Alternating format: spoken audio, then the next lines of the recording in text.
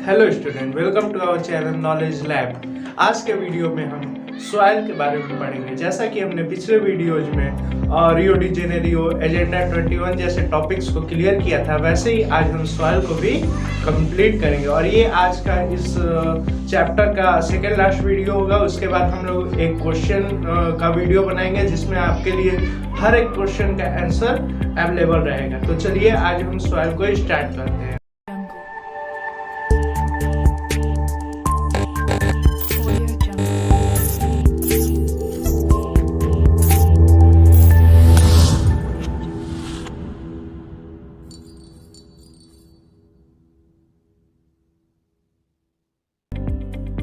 आपने रॉक्स के बारे में पढ़ा होगा कि रॉक्स जो होते हैं वो तीन प्रकार के होते हैं। पहला जो होता है इग्नियस रॉक होता है, दूसरा जो होता है वो सेडिमेंट्री रॉक होता है, और तीसरा जो होता है उसको हम लोग कहते हैं मेटामॉर्फिक रॉक। इनकी बनने की प्रक्रियाओं को भी आप जानते होंगे, जैसे कि हम जानते हैं कि आप लोगों को ये पता होगा कि ये कैसे बनते हैं। जैसे इग्नियस रॉक जो होता है वो वोल्केनिक इरोजन जब होता है, वोल्केनिक विस्फोट होता है, तो उसमें से जो मैग्मा निकलते हैं तो बाहर आने के बाद वो लावा हो जाते हैं, और जब वो धीरे धीरे ठंडे होते हैं तो उसमें इग्नियस रॉक में वो कन्वर्ट होते हैं। उसी प्रकार इग्नियस रॉक जब टूटते फूटते हैं उसमें वेदरिंग इरोजन होता है और कहीं जाकर वो डिपोजिशन हो जाते हैं, तो उन्हीं को हम लोग सेडिमेंट्री रॉक के नाम से जानते हैं। इन्हीं दोनों रॉक को अगर हम लोग हाई हीट और प्रेशर अवेलेबल कराएं तो यही मेटामॉर्फिक रॉक में चेंज हो जाता है। इन तीनों रॉक्स में से सबसे जो मजबूत रॉक माना जाता है, स्ट्रॉन्गेस्ट रॉक माना जाता है, उसे मेटामॉर्फिक रॉक कहते हैं, क्योंकि ये बहुत हाई हीट और प्रेशर के वजह से ये बहुत मजबूत हो गया रहता है। सेकेंड जो मजबूत अगर रॉक का बात करें हम लोग तो वो इग्नियस रॉक है, और थर्ड में आता है आपका सेडिमेंट्री रॉक। अगर इसका एग्जांपल हम लोग ले लें इग्नियस रॉक का, तो इग्नियस रॉक में आपका आएगा, एक आएगा ग्रेनाइट और दूसरा आएगा बेसाल्ट। और भी बहुत सारे एग्जाम्पल है लेकिन मेन यही दो है। उसके बाद सेडिमेंट्री रॉक का एग्जाम्पल आ जाएगा, लाइमस्टोन आ जाएगा, फिर से बहुत सारे और एग्जाम्पल आ जाएंगे। उसी प्रकार अगर मेटामॉर्फिक रॉक का हम लोग एग्जाम्पल देखें तो मार्बल वगैरह इसके एग्जाम्पल हो जाएंगे। इन्हीं रॉक के वेदरिंग, इरोजन और डिपोजिशन के वजह से हमारे सॉइल बनते हैं। हमारे इंडिया में सॉइल को 6 टाइप्स में डिवाइड किया जाता है, मेजर 6 टाइप में इसे डिवाइड किया जाता है। ऐसे तो सॉइल के बहुत सारे प्रकार होते हैं, लेकिन मेजर जो हमारे इंडिया में 6 प्रकार के सॉइल पाए जाते हैं, जिसमें पहला है एलुवियल सॉइल, दूसरा है ब्लैक सॉइल, तीसरा है लेटराइट सॉइल, चौथा है रेड एंड येलो सॉइल, पांचवा है एरिड सॉइल और छठा है माउंटेन सॉइल। आइए अब हम लोग इसको एक एक करके समझने का प्रयास करते हैं। पहला है हम लोग का एलुवियल सॉइल। अब समझते हैं कि एलुवियल सॉइल होता क्या है। एलुवियल सॉइल को सबसे फर्टाइल सॉइल माना जाता है। जितने भी सॉइल आप देखते होंगे अपने डेली लाइफ में, या जिन सॉइलों के बारे में आप अभी तक पढ़े होंगे, उनमें से सबसे ज्यादा जो फर्टाइल सॉइल होता है, सबसे ज्यादा जिसमें उपजाऊपन होता है, जिसकी उर्वरकता बहुत ज्यादा होती है, वो होता है एलुवियल सॉइल। एलुवियल सॉइल को भी हम लोग 2 प्रकार में बांटते हैं, एक होता है खादर और दूसरा होता है बांगर। खादर जो होता है वो न्यू एलुवियल सॉइल होता है, और बांगर जो होता है वो ओल्ड एलुवियल सॉइल होता है। अब ये ओल्ड और न्यू का क्या कॉन्सेप्ट है आप जानते होंगे। जिस एरिया में बहुत ज्यादा मात्रा में, मतलब हर साल जहां बाढ़ आता है वहां की मिट्टी हमेशा चेंज होते रहती है, तो उसे हम लोग जो नदियों द्वारा लाए गए जो मिट्टी होते हैं, जो रॉक्स होते हैं, जो एकदम छोटे छोटे पार्टिकल्स में होते हैं, उन्हीं को हम लोग एलुवियल सॉइल कहते हैं। अब वही जो मिट्टी होती है जब हर साल आती है, हर साल चेंज होते रहती है जिस इलाके में, उसी को हम लोग खादर कहते हैं। और जिस इलाके में बहुत कम मात्रा में बाढ़ आती है, कभी कभी बहुत रेयर केस में 5 साल 10 साल में जहाँ बाढ़ आ जाती है, वहां आपको बांगर देखने को मिलता है, मतलब ओल्ड एलुवियल सॉइल, मतलब पुरानी जलोढ़ मिट्टी। ठीक है, तो आप नए और पुराने का कॉन्सेप्ट समझ गए। जो नई जलोढ़ मिट्टी होती है, न्यू एलुवियल सॉइल जो होता है, जिसे खादर कहते हैं, वो ज्यादा फर्टाइल होती है कंपेरिजन टू बांगर जो कि ओल्ड एलुवियल सॉइल है।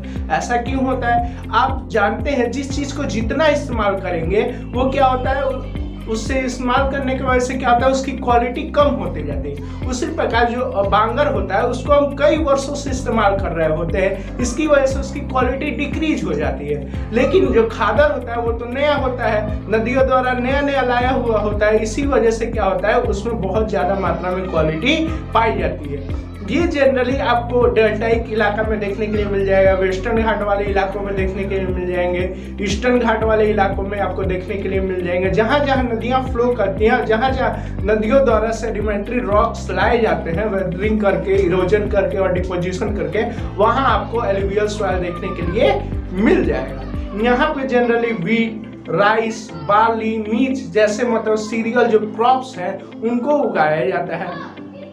पल्सेज वगैरह हो गए, बहुत सारे जो क्रॉप्स हो गए जो मतलब जिन्हें हम लोग मोटे अनाज के रूप में जानते हैं, उनको यहाँ पे क्या किया जाता है, एलुवियल सॉइल में ग्रो कराया जाता है, क्योंकि एलुवियल सॉइल मिनरल्स में बहुत ज़्यादा रिच होता है। उसके बाद आपका आता है ब्लैक सॉइल। ब्लैक सॉइल को हम लोग रूगर सॉइल भी कहते हैं, रूगर सॉइल भी कहते हैं। अब ये रूगर सॉइल क्या होता है, ब्लैक सॉइल क्या होता है, आप जानते होंगे इग्नियस रॉक के बारे में। इग्नियस रॉक से ही हमारा ब्लैक सॉइल बना होता है। ये काली मिट्टी होती है, नाम से ही आपको क्लियर होता है। ये जो है वो हमारे महाराष्ट्र, कर्नाटक, तमिलनाडु जैसे इलाकों में आपको देखने के लिए मिल जाएंगे। मतलब कह सकते हैं जो पेनिनसुला रीजन है हम लोगों का, उस इलाकों में आपको ब्लैक सॉइल देखने के लिए मिल जाएंगे। ये सॉइल जो होते हैं वो कॉटन की खेती के लिए बहुत अच्छे माने जाते हैं, क्योंकि इसके अंदर होल्डिंग कैपेसिटी, वाटर की होल्डिंग कैपेसिटी बहुत अच्छी होती है और ये कॉटन के लिए बहुत ज़्यादा सूटेबल माने जाते हैं। इसी वजह से महाराष्ट्र जैसे इलाकों में कॉटन की खेती बहुत ज़्यादा मात्रा में की जाती है। उसके बाद आपका आता है लेटराइट सॉइल। लेटराइट सॉइल एक ऐसा सॉइल होता है, लेटराइट का मतलब होता है, ये एक तरह का लैटिन वर्ड है लेटराइट। लेटराइट का मतलब होता है ब्रिक्स।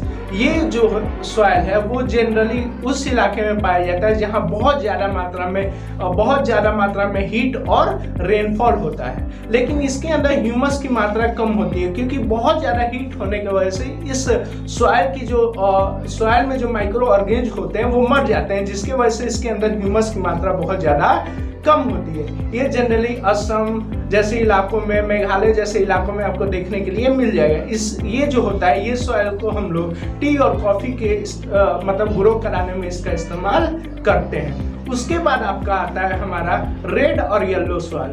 रेड और येलो सॉइल जो होता है ये एक तरह का ऐसा सॉइल है जिस सॉइल में आपको बहुत ज़्यादा मात्रा में आयरन की मात्रा प्राप्त होगी। हाइड्रेटेड फॉर्म इसमें पाया जाता है, जिस वजह से ये रेड और येलो कलर का होता है। ठीक है, ये सॉइल आपको छत्तीसगढ़ जैसे इलाकों में आपको देखने के लिए मिल जाएंगे। छत्तीसगढ़, कर्नाटक जैसे इलाकों में आपको देखने के लिए मिल जाएंगे। इस सॉइल में आप generally potato, wheat, rice, meat जैसे फूड क्रॉप्स को ग्रो करा सकते हैं। उसके बाद आपका आता है एरिड सॉइल। एरिड सॉइल उस इलाके में मतलब पाया जाता है जिस इलाके में बहुत कम मात्रा में वर्षा होती है। कह सकते हैं वो इलाका जहाँ पे बहुत ज़्यादा कम मात्रा में 25 सेंटीमीटर से भी कम की जहाँ वर्षा होती है, उस इलाके में आपको बहुत ज़्यादा मात्रा में एरिड सॉइल देखने के लिए मिल जाएंगे। जहाँ कम वर्षा होती है और जहाँ बहुत ज़्यादा मात्रा में हीट पाया जाता है, उस इलाके में आपको एरिड सॉइल देखने के लिए मिल जाएंगे।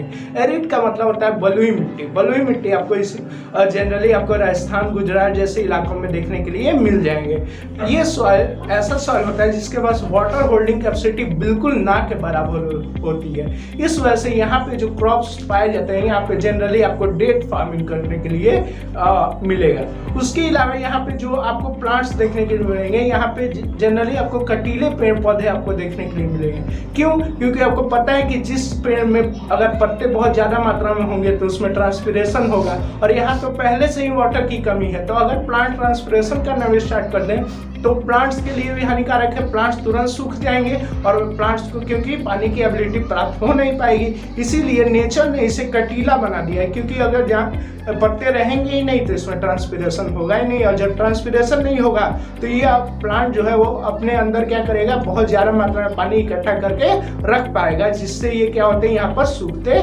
नहीं। चलिए अब हम लोग फॉरेस्ट सॉइल को स्टार्ट करते हैं। फॉरेस्ट सॉइल जो होता है जनरली आपको माउंटेन्स वाले इलाकों में देखने के लिए मिल जाएंगे। जनरली आप अगर जैसे जैसे माउंटेन पे हाइट की ओर बढ़ते जाते हैं, ठंडी इंक्रीज करते जाती है, बहुत जगह पे स्नोफॉल भी होते हैं, जिसकी वजह से क्या होता है, जो वहाँ पे पाई जाने वाली मिट्टी होती है उसके अंदर ह्यूमस की मात्रा बहुत कम हो जाती है। क्योंकि अगर वहाँ पे उस इलाके में अगर कोई जीव जंतु मरता है तो वहाँ वो डिकम्पोज नहीं हो पाता है, क्योंकि वहाँ माइक्रो ऑर्गेनिज्म नहीं पाए जाते हैं। बहुत ठंडी की वजह से वहाँ माइक्रो ऑर्गेनिज्म मर जाते हैं। लेकिन जैसे जैसे आप माउंटेन में नीचे की ओर, वैली की ओर जाते जाएंगे, वहाँ आपको बहुत ज़्यादा मात्रा में फर्टिलिटी उसी सॉइल में देखने के लिए मिलेगा। क्यों? क्योंकि उस सॉइल में क्या आता है, ह्यूमस की मात्रा आ जाती है। क्यों? क्योंकि वहाँ पे उसको नॉर्मल टेम्परेचर मिल जाता है, जिसके वजह से वहाँ पे अगर कोई जीव जंतु मरता है तो वहाँ पे माइक्रो ऑर्गेनिज्म अपना काम करते हैं, उसको डिकम्पोज करते हैं और जिसके वजह से उसमें फर्टिलिटी आ जाती है। तो हमें क्या पता लगा, जो फॉरेस्ट सॉइल होता है जनरली आपको फॉरेस्ट या माउंटेन रीजन में देखने के लिए मिल जाएंगे। अब सॉइल का ये टॉपिक खत्म हुआ, उसके बाद हम लोग समझते हैं कि सॉइल इरोजन होता क्या है। जनरली जो मिट्टी का कटाव होता है उसी को हम लोग सॉइल इरोजन कहते हैं। अब मिट्टी का कटाव कैसे होता है, इसके बहुत सारे रीजन हो सकते हैं। ठीक है, मिट्टी जो होता है वो डिफॉरेस्टेशन के वजह से उसका कटाव होता है, उसके अलावा जो ओवर ग्रेजिंग है उसके वजह से उसका कटाव होता है, ह्यूमन इंटरफेरेंस के वजह से होता है, ओवर इरिगेशन के वजह से होता है और बहुत सारे ऐसे कारण हैं जिसके वजह से क्या होता है, सॉइल इरोजन होता है।